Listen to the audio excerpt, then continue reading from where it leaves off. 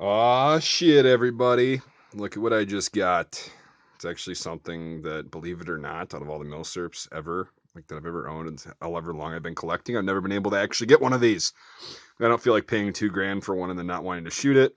So this one came up and the opportunity presented itself, and I happened to have a couple extra bucks in the slush fund for this kind of stuff. I managed to snag this. So obviously, you guys know what this is. It's a German P.08, which is commonly referred to as the Luger pistol, after the designer who kind of started designing in 1898, Georg Luger. And this thing is probably one of the most iconic and prolific weapons to ever, or pistols rather, I should say, to ever be made. And I think everybody recognizes this, right? It's used in movies constantly for the villains because, oh my God, the Nazis used it. Well, yeah, it's what they had in their arsenals before the P.38 came out. But I digress. Anyway, so this particular one, we'll get on to the details of this, is a 1916. Let this thing focus. So DWM, Deutsche Waffen- und Munitionsfabriken. Fabriken. I always have a problem with the R's. DWM.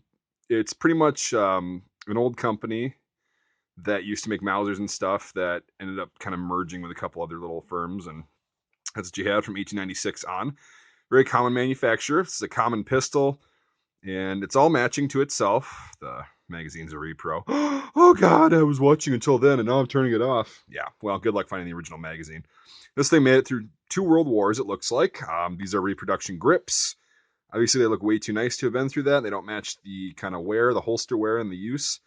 So I'll show you the original grips and why I don't have them on the pistol. So these are the original grips. They're actually numbered to the handgun. Once this thing focuses, wow, finally. So 90. The pistol's serial number is 1590. So the rest of the parts are just going to have the last two of the serial number on it, as you can see on top right there. And these are so smooth that, like, A, I didn't want to use them for the historic purposes, and they're really fragile and they're over 100 years old. B, I could not get a good grip on these. So I ended up getting some repro grips and fitting them to the pistol. I know, but it's actually totally reversible. I didn't do anything wrong, and I'm actually doing this thing a service by preserving these. So those are going to be kept in a safe spot. Back to the pistol now. So this thing is a toggle locked recoil operated pistol.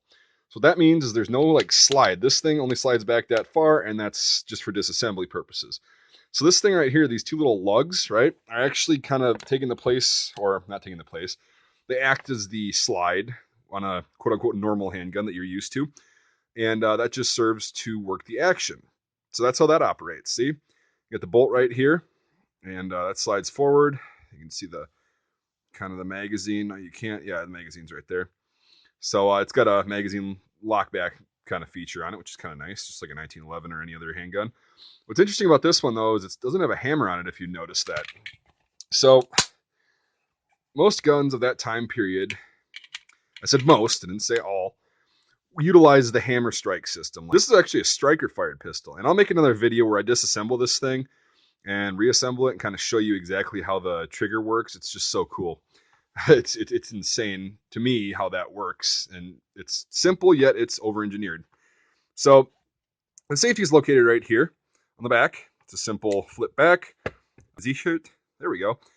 Means literally secured, but in this case it's used like safe or on safe. So that'd be on safe. You can see that little thing pop up, and when you flip it off, there, now it can work. Now, if you want to see why that is like that, and that's just a simple safety, and that's all the safety is, watch the disassembly video once I make that, and I'll explain to you why it's just that simple. Another cool feature about this is the fact that when it's loaded, you can actually, you see a little extractor right there? The extractor will pop up, and on the side it'll say geladen, which means loaded. So that's pretty interesting. I'll show you that in a second. I know I'm going to load a live round in there in my home. I don't have any dummy rounds. Oh my God. Safety freaks. Just stop watching the video now. Trigger warning. Anyway, so this thing has actually originally came in the 7.65 Parabellum cartridge. Yes, I know there was some made in 45 ACP, but those are so freaking rare. You and I will never see one in real life unless we're in that little group. So anyway, yeah, I understand that, but most of them were at first. There's a lot of them made in 7.65 Luger, or 30 caliber Luger as it's known. And then they came out with the 9x19 Parabellum round, which is now known as the 9mm Luger 9x19.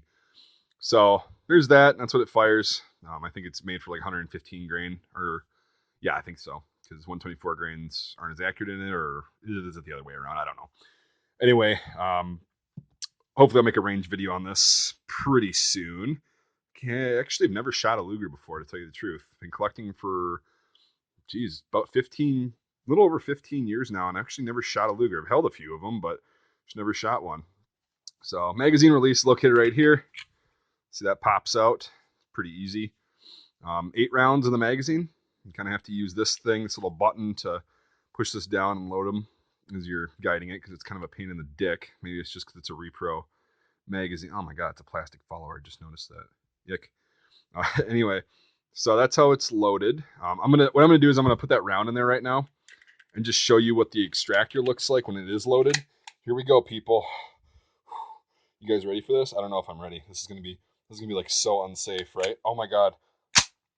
There's a round in the chamber now. Anyway, I'll try to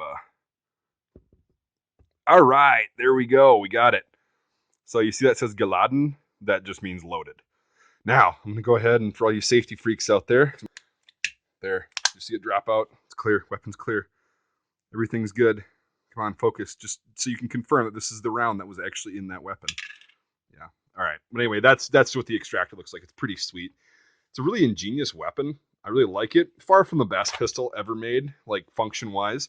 I know it's not bad, but it was outdated fairly quickly. But the Germans used these up until, World War II and a little bit beyond as a sidearm. This one isn't police marked. A lot of them are from like the Weimar Republic days, interwar periods. A lot of these get reissued for police work. That's just the import mark. It's not a police mark. So this one was probably just a military pistol, which is fine.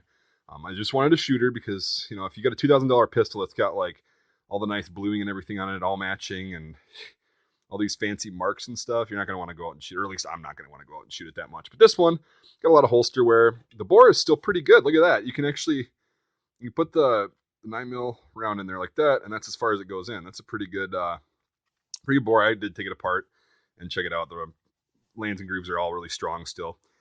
So that's pretty good.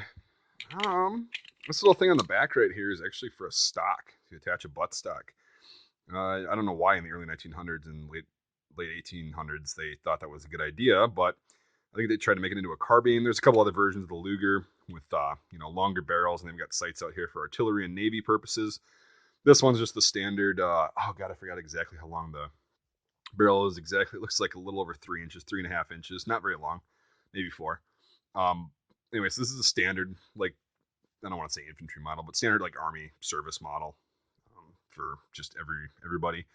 And so those other versions were made. They had butt stocks too, but I don't know why this one has a butt stock thing on it. So it's kind of like the predecessor to the submachine gun. If you really think about it, you've got a longer barrel and a stock on a pistol calibered weapon. So that's probably what inspired that. But anyway, wishful thinking with this thing. I mean, 3.5, 4-inch barrel on here, and yeah, you're not gonna be hitting much past 50 yards if you're lucky. So anyway, that's really all I've got on this video. Kind of rambling. Pretty excited about this. I know a lot of you guys got one of these, but it's my first one, and I like to talk about my firsts. Sights on here are pretty interesting. You can see that. It's just kind of a notch and a inverted V in the front. Pretty nice little battle sights. They work really fast. You're able to acquire their target. And of course, the one thing that they got right, that I'm pretty sure Glock copied either unofficially or officially, is the angle of the handle, right? Or the frame, or whatever you want to call it. It's actually really comfortable. I know it's made to be traditionally shot with one hand, but if you use this with 2 hands, it's really comfortable. Like, it feels just like you're holding an old school Glock. Like, the angle is exact. So I can't wait to shoot this thing. It's going to be awesome. So since I've never shot one, the video that you guys watch that I'll try to put in the description, future date in this video, is going to be I'll show you my first shot out of a Luger ever, and I'll give you kind of a review, as well as actually showing you how this works. All right, had to finagle this a little bit and cut the video. So this thing's marked 8.82 on the barrel, which is pretty sweet. You got the matching serial on there, and on the front of the frame, matching serial as well. It says it's got about 50%, or 50% bluing left, which is fine by me. Again, I wanted a shooter. I don't want a safe queen. Now these things range from like $600 all the way up until like millions for some of the rare models. So this is fine with me. I love this. A nice World War I example that was probably used through the interwar years and the Second World War. Still got a lot of life left in it, and I cannot wait to make a range video on this. So I'll cut this video off now because I've been rambling for a while. I'm just super excited. If you're new to the channel, give this video a thumbs up and then subscribe. And there's a lot of videos like this. And you get exclusive access to videos like this, early access and stuff, if you become a supporter on Patreon, right? So for $1 a month, you get exclusive access. We do giveaways, live streams, once those are enabled again. And yeah, so hopefully you enjoyed this video and you learned something. I'm not going to go like super into the development and history because I'm pretty sure there's a million other videos on that. Just kind of want to show you this example and give you a little update as to what my collection is containing. And yeah, I'll make a disassembly video on this and a range video. So glad to be part of the Luger Club. And thanks for watching, everybody. We'll see you next time.